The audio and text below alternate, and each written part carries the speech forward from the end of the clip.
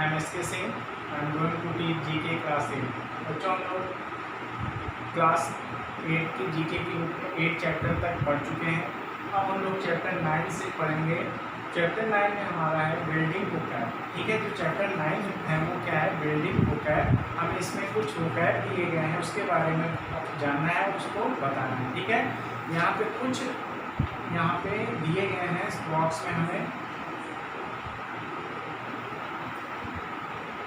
Lexicographers gradually add more words and phrases to the dictionary from their compiled list. Given the box are a few words or phrases that lexicographers have added to the Oxford Dictionary. Write and again the definitions given below.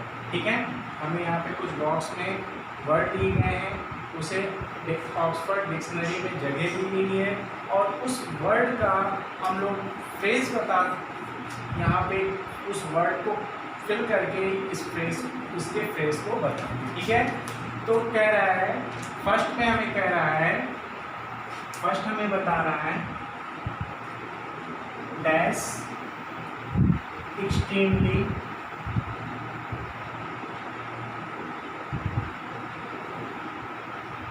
Good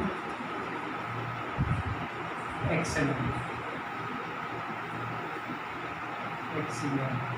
उसके लिए जो हम लोग word use करेंगे extremely good या excellent के लिए, जो एक वर्ड सुटेबल वर्ड जिसे हम लोग फ्रेज कहते हैं वो यूज होगा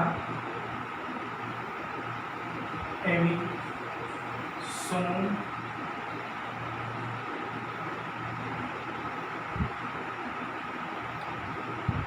एविसन sauce.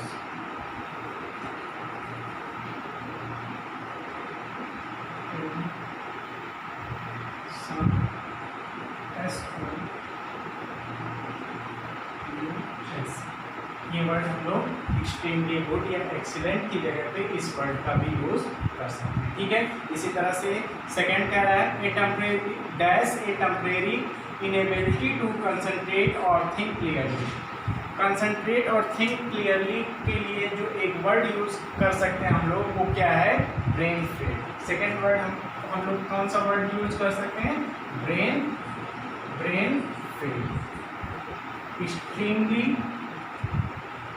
Temporary inability to concentrate या थिंक क्लियरली के लिए हम लोग दूसरा कौन सा वर्ड यूज कर सकते हैं, ब्रेन फेड। ठीक है, तो इसी तरह से हम लोग इस चैप्टर को कंप्लीट करेंगे।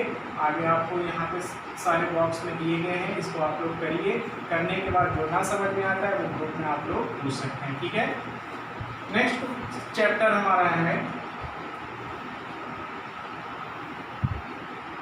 एक स्टोरी दी गई है, एक जनजाति विद्रोह के बारे में एक रिलेटेड स्टोरी दी गई है। उस स्टोरी को आप पढ़िए और पढ़ने के बाद यहाँ पे रानी कैटलिन से रिलेटेड जो भी क्वेश्चन आपको दिए गए हैं उसको आप कंप्लीट करिए। ठीक है, यहाँ पे एक विद्रोह के बारे में बताया गया है, जो उस विद्रोह में एक रानी थी जिसका नाम था कैटलिन, और उसने उस विद्रोह में क्या योगदान दिया उसके बारे में यहाँ पे बताया गया। Rani Gaidinliu was a freedom fighter and spiritual leader of the Zeliangrong Nagas. She was imprisoned for 14 years, making her one of the India's longest confined political prison. Rani Caitlin जो थी एक स्वतंत्रता सेनानी और आध्यात्मिक नेता थी, जो जेनिंगब्रोंग-नाग्स की थी। वो 14 साल की जब थी 14 साल तक उन्हें कैद किया गया। ये सबसे लंबे समय तक उस किसी राजनेता का कैद करने की अवधि थी या समय था। जो रानी थी उनका जन्म 26 जनवरी 1950 में मणिपुर के नांगकाओ गांव में हुआ था।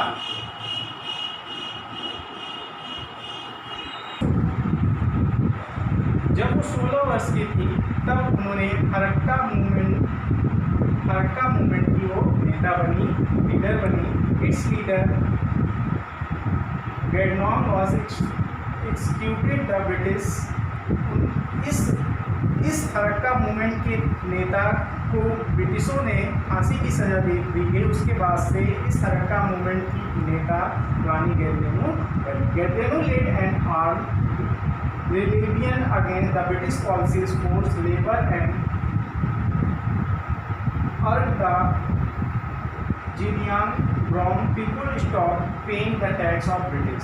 उन्होंने कहा कि जो इस जनजाति के लोग हैं या जो यहाँ पे रहने वाले लोग हैं, जिलियांग ग्रुप के जो लोग हैं, वो ब्रिटिशों को टैक्स पे करना क्या कर दें, बंद कर दें, वो टैक्स को ना पे करें।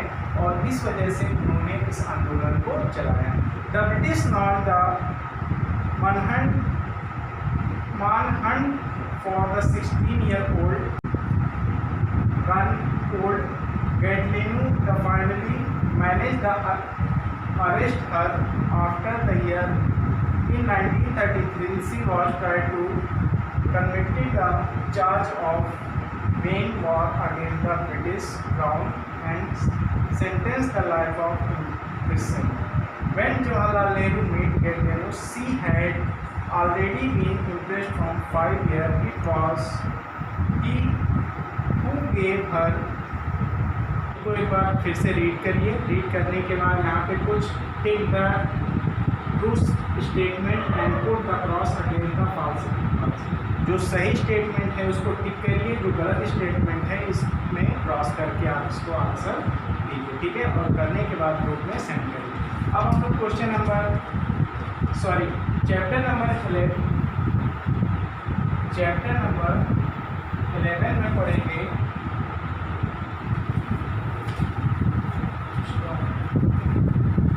नेक्स्ट चैप्टर हमारा 11 है माइक्रोब्स, ठीक है। यहाँ पे कुछ माइक्रोब्स के बारे में बताया गया है। Take this quiz to test your knowledge about microorganism. Microorganism के बारे में कुछ क्वेश्चन दिए गए। इसको पढ़ने के बाद इस क्वेश्चन के आंसर को आपको बताना है। एक और फर्स्ट क्वेश्चन कह रहा है, according to several research study which of the following is often the cleanest spot in kitchens. सबसे क्लीनेस्ट स्पॉट जो होता है वो किचन का कौन सा है? किचन फ्लोर, ठीक है। जो सी ऑप्शन क्या होगा? किचन फ्लोर, ये आपका सही आंसर होगा। Second, which of the following is used to look at microbe. हम लोग माइक्रोब्स को या जो सूक्ष्म जीव होते हैं, छोटे जीव जो हमारी आँख से नहीं दिखाई देते, उनको किससे हम लोग देख सकते हैं? तो बी ऑप्शन में हमें दिया गया है माइक्रोस्कोप। हम लोग माइक्रोस्कोप को किससे देख सकते हैं? माइक्रोस्कोप से, ठीक है। माइक्रोस्कोप से हम लोग उसको देख सकते हैं। Question number 3, which of the following is not true about microbes. इसमें से कौन सा माइक्रोब्स के बारे में सही नहीं है? बी ऑप्शन में कह रहा है all of them are harmful. Which of the following is not true about the microbes. इसमें से कौन सा माइक्रोब्स के बारे में सही नहीं है? तो बी ऑप्शन आपको कह रहा है all of them are harmful. ये राइट आंसर हमारा क्या होगा? बी। सभी माइक्रोब्स हार्मफुल नहीं होते हैं। विच of the following is a harmful microbes. इसमें से कौन सा माइक्रोब्स हार्मफुल है हमारे लिए? तो फोर्थ में कह रहा है कौन सा हार्मफुल माइक्रोब्स है? तो सल्मोनेला जो है हमारा हार्मफुल माइक्रोब्स है। कौन सा? सल्मोनेला, ठीक है। फिफ्थ में विच of the following is not A fungus. इसमें से बताना है कि आपको फंगस कौन सा नहीं है। तो इबोला जो है वो एक डिजीज है, वो फंगस नहीं है, ठीक है। 6, which of this is not a cast by microorganism. इसमें से कौन सा माइक्रो ऑर्गेनिज्म के द्वारा नहीं फैलता या नहीं होता है? तो माइक्रो ऑर्गेनिज्म के द्वारा जो नहीं फैलता है, नहीं होता है, वो कौन सा है? फ्रैक्चर, ठीक है। फ्रैक्चर हमारा माइक्रो ऑर्गेनिज्म के द्वारा नहीं होता है। 7 question, what do we call food that are produced और preserved by the action of micro organism. हम लोग माइक्रो ऑर्गेनिज्म से अपने फूड को बचा सकते हैं। कैसे, किस प्रोसेस के द्वारा? जिस प्रोसेस के द्वारा हम लोग अपने फूड को माइक्रो ऑर्गेनिज्म से बचा सकते हैं वो कौन सा है?